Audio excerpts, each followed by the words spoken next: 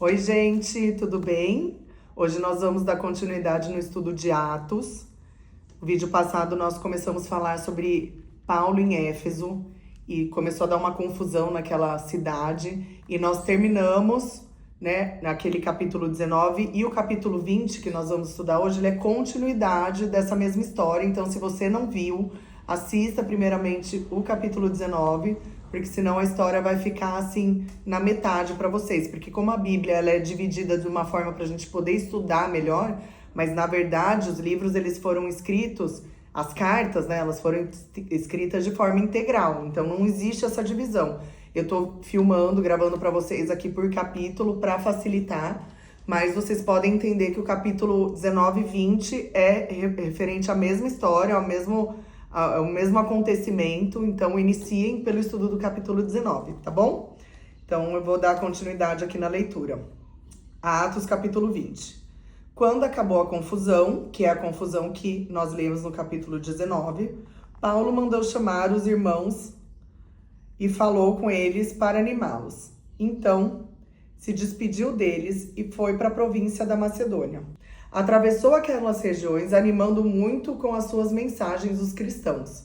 Aí chegou à província de Acaia, onde ficou 3 meses. Olha que interessante, né? Ele ia passando para as regiões fazendo o quê? Animando os cristãos. Falando, gente, a perseguição existe, mas Deus é bom, o Senhor vai estar com você. Então, toda a pregação do evangelho que está escrita hoje para a gente, ele ia passando nas cidades verbalmente, animando o cristão e falando sobre a verdade de Jesus para as pessoas, né? Com ânimo. Aí chegou à província de Acaia, onde ficou 3 meses. Quando já estava pronto para ir à província da Síria, soube que os judeus estavam fazendo planos contra ele. Então resolveu voltar pela Macedônia. Foram com ele as seguintes pessoas: Sópatro, filho de Pirto, da cidade de Bereia, Aristarco e segundo é o nome, viu? De Tessalônica, Gaio de Derbe, Timóteo e também Tíquico e Trófimo, que eram da província da Ásia. Eles foram na frente e nos esperaram na cidade de Troade. Depois da festa dos pães sem fermento, nós partimos da cidade de Filipos. 5 dias depois nos encontramos com eles em Troade e ficamos ali uma semana. No sábado à noite, nós nos reunimos com os irmãos para partir o pão. Paulo falou nessa reunião e continuou falando até a meia-noite, pois ele ia viajar no dia seguinte. Então foi uma reunião bem longa, né, que se estendeu aí até a meia-noite. Havia muitas lamparinas acesas na sala onde nós estávamos reunidos, a qual ficava no 3º andar da casa. Um moço chamado Eutico estava sentado numa janela. E como Paulo continuasse falando durante muito tempo, o sono do moço foi aumentando. De repente ele dormiu e caiu da janela. Quando levantaram, estava morto. Então Paulo desceu, abaixou-se, abraçou o moço e disse: "Não se assustem, pois ele está vivo." Em seguida, Paulo subiu de novo, partiu o pão e comeu. Falou ainda muito tempo, até de manhã, e depois foi embora. Aí levaram o moço vivo para a casa dele, e isso os deixou muito animados. Então, gente, é impressionante, assim, de ver a fé desse povo. Nada parava eles, até um episódio trágico como esse, onde um cara cai da janela, morre. Paulo, aparentemente na tranquilidade, desce, põe a mão sobre o homem, ele ressuscita, né? Fala, não, agora ele vive, ele levanta vivo, fica tudo bem. Ele não deixa de fazer o que Deus pede para ele, que é continuar pregando a palavra. E eles partem o pão e eles continuam se reunindo, né? E hoje a gente vê que por muito menos a gente se amedronta e cancela as reuniões de oração, cancela o que nós temos que fazer para Deus, porque aconteceu algo, né? É lógico, tem coisas que realmente nós não temos controle, mas sempre orar, principalmente antes de fazer qualquer coisa para o Senhor. O Senhor te chamou para fazer alguma coisa, ir na casa de alguém, levar uma palavra, ora, porque os ataques acontecem, isso é real, as lutas, os problemas acontecem. Mas para a gente ter o discernimento que nós temos que vencer para conseguir chegar, né, a fazer aquilo que o Senhor nos pede, a gente precisa ter essa convicção no nosso coração para que a gente não seja impedido mesmo de fazer aquilo que Deus quer fazer através da nossa vida. E para mim, pessoalmente, eu espero que para vocês também, as histórias dos primeiros cristãos como essas, elas me inspiram muito, né? Porque mostra a força, a coragem, a intrepidez, o amor, a alegria, todos os sentimentos que devem ser gerados no coração de um cristão ao anunciar a palavra, né? Capítulo 13. Nós fomos na frente e embarcamos no navio que nos levou até Porto de Assos.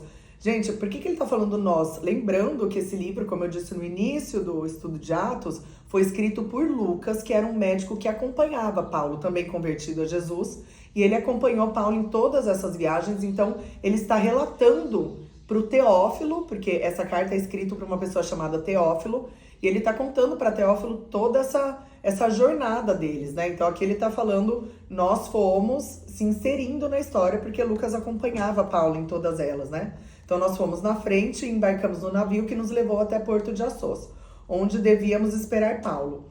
Ele mandou que fizéssemos isso porque queria ir por terra até lá. Quando ele se encontrou conosco em Assos, nós o recebemos no navio e seguimos viagem até a cidade de Mitilene. Então partimos dali e no dia seguinte passamos perto da ilha de Quios. No outro dia já estávamos na ilha de Samos e um dia depois chegamos ao porto de Mileto.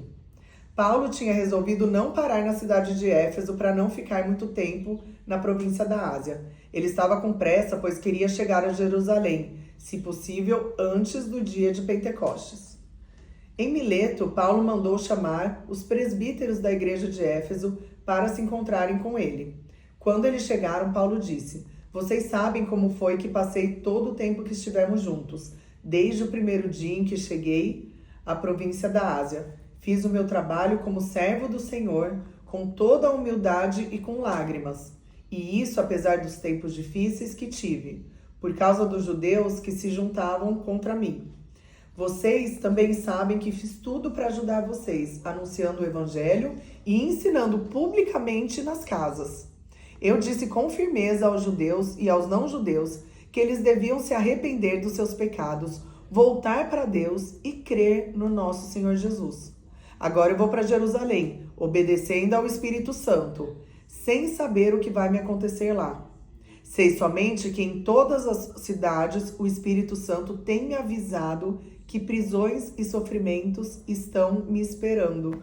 Olha que interessante, né? Jesus falou que aquele que viria do alto, que é o Espírito Santo, ele iria nos ensinar, ele iria ter comunhão com a gente e ele iria nos dar o direcionamento. Por isso que eu falo, um cristão com o Espírito Santo, ele não teme, porque o Espírito ele já avisa, não vai para esse lado, não entre nessa cilada, não faça tal coisa. E muitas vezes ou nós não temos a comunhão com esse Espírito, ou nós ignoramos o que o Espírito nos fala, e nós na teimosia, a gente entra muitas vezes, né, em ciladas, e a gente tem a oportunidade com o Espírito Santo de já ser ministrado.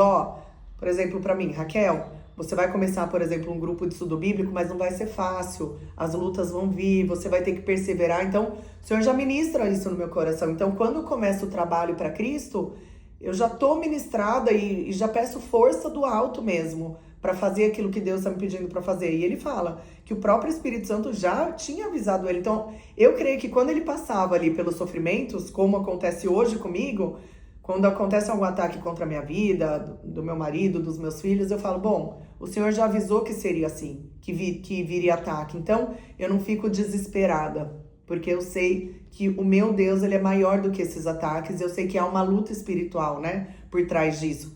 Então, é muito gostoso, assim, é muito bom a gente entender o mundo espiritual e andar de acordo com o que ele nos fala e na sabedoria dele, para a gente não desistir, porque muitas vezes, né, perseguições, prisão, faria qualquer ser humano desistir da obra de Deus. E por que eles não desistiam? Porque eles pediam a força do próprio Deus, né? Não, Senhor, se o Senhor me deu essa missão, eu vou até o fim, haja prisão, haja perseguição. E é assim que era a vida deles. Aí ele fala aqui, o importante é que eu complete a minha missão e termine o trabalho que o Senhor Jesus me deu para fazer. É esse sentimento que todo cristão tem que ter. Tem luta, tem batalha, tem cansaço. Mas é importante eu perseverar até o fim.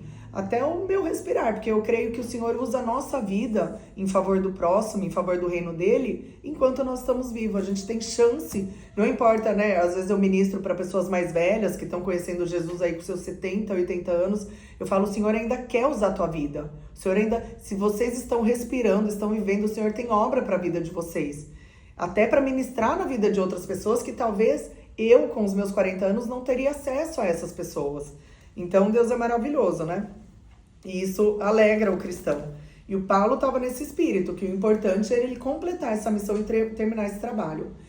E aí ele fala, e a missão é esta, anunciar a boa notícia da graça de Deus. Essa é a missão do cristão, anunciar a boa notícia. Eu tenho estado entre vocês anunciando o reino de Deus, e agora sei que vocês não vão me ver mais.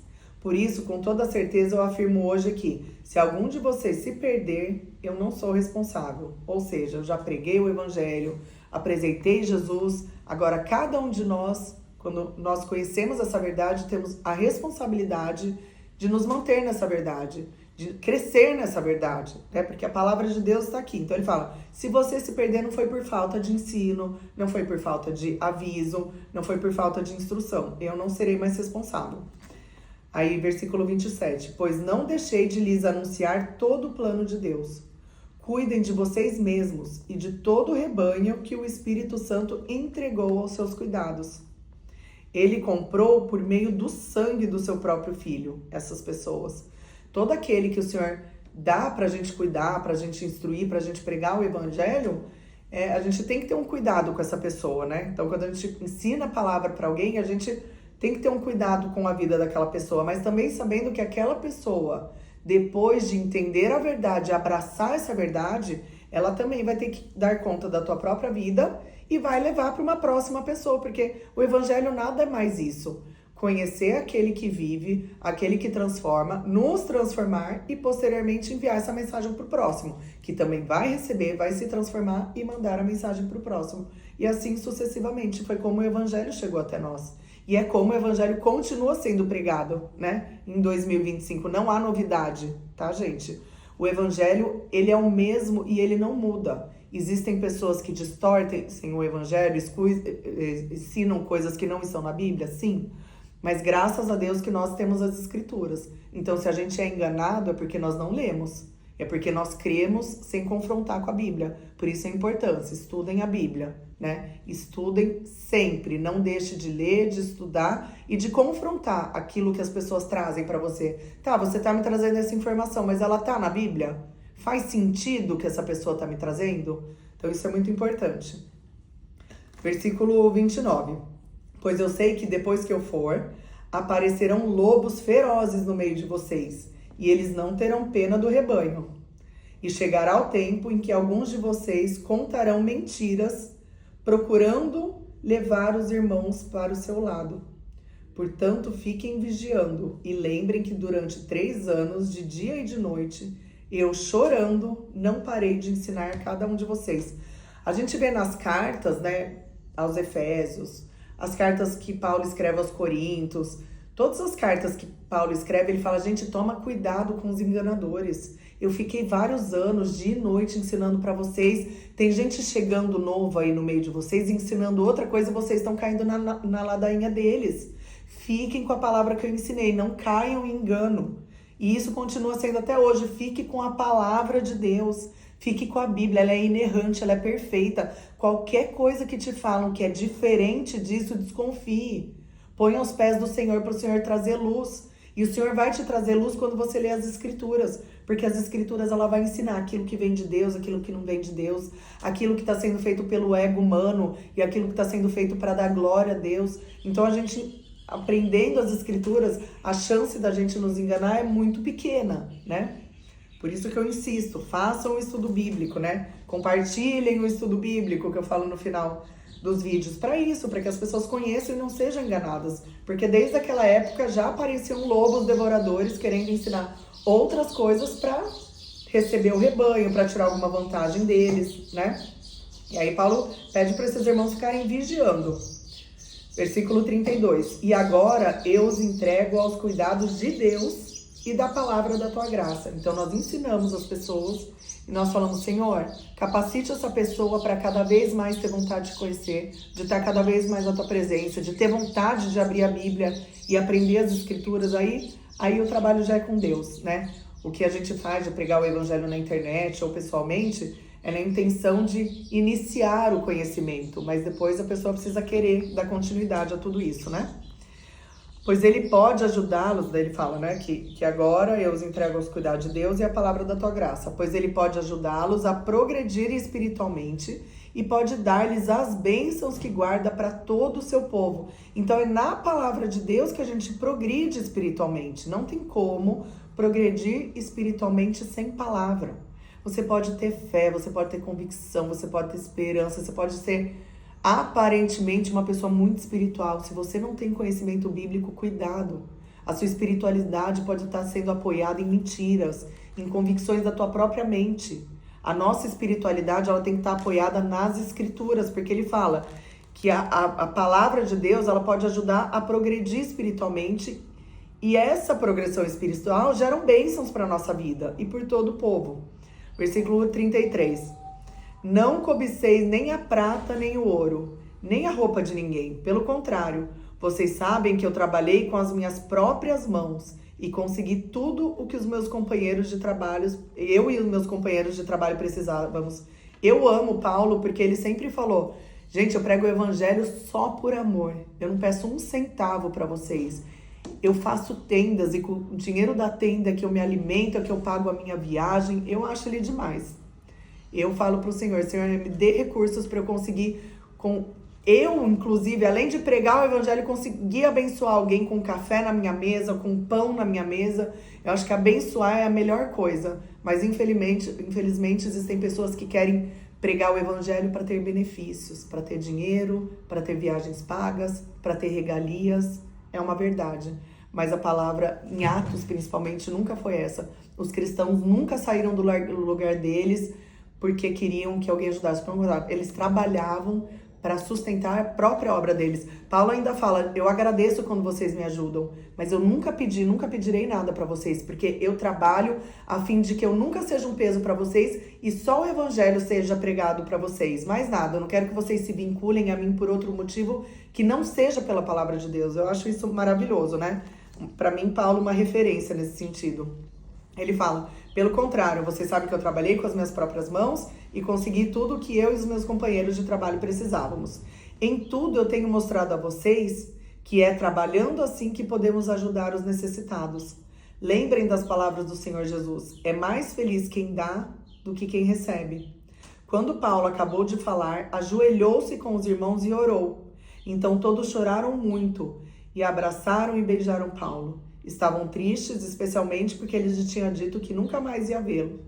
Então, eles o acompanharam até o navio. Então, Paulo faz esse discurso aqui no capítulo 20, numa despedida, dizendo que ele voltaria para Jerusalém e que ele não saberia quando, porque naquela época, viajar de um lugar para o outro não é como hoje, né, gente? Não existia meio de locomoção, as pessoas iam a pé ou no máximo num burrinho, num cavalo um pouco mais lento, e o que era perto se tornavam viagens muito longas. Então ele falou, tô indo embora, tô me despedindo, tô deixando o ensinamento para vocês, não caem em falsas doutrinas, eu vou embora, vai aparecer gente distorcendo a palavra, pondo peso em vocês, querendo tirar dinheiro de vocês, mentindo para vocês, mas vocês têm Deus e vocês têm a palavra de Deus, fique com ela, não fique com o que as pessoas falam. Então insisto, gente, permaneçam estudando a palavra de Deus, permaneçam na palavra de Deus, para que você não seja enganado, você não seja decepcionado e você tenha sabedoria de discernir aquilo que é bíblico e aquilo que não é bíblico, porque infelizmente se prega muitas coisas hoje em dia que não tem nada a ver com a Bíblia. Tem a ver com tudo menos com Bíblia. Então que cada vez mais o Senhor capacite vocês de conhecer a palavra, tá bom? Deus abençoe vocês.